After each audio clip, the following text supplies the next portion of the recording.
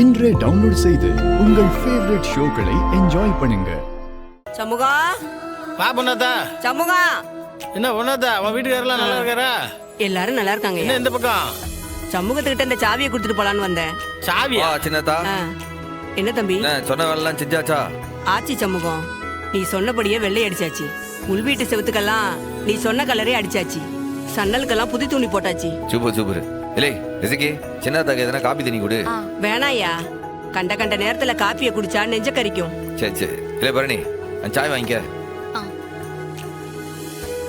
ஒரு நல்ல நாள் பார்த்து வந்துடுதோம். சரியா சின்னம்மா? சரி, நான் போயிட்டு வரேன்.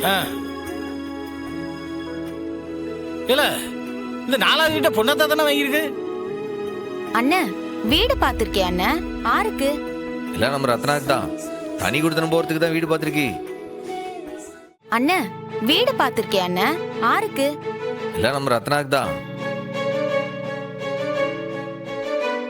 தனி கொடுத்தன போறதுக்கு தான் வீடு பார்த்திருக்கி. இல்ல என்ன சொல்லுத? டேய், என்னடா சொல்ற?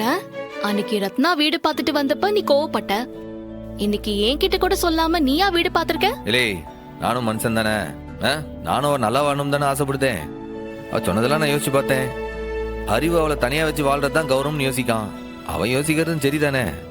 நான் ஏதோ அந்த வெங்கடேஷ் பையன் பண்ணதெல்லாம் மனசுக்குள்ள அப்படியே ஓட்டிட்டே இருக்கிறதுனால தான் இப்படி பேசுதேன். சரி, அவன் தனியா இருந்து சந்தோஷமா இருக்கட்டும்.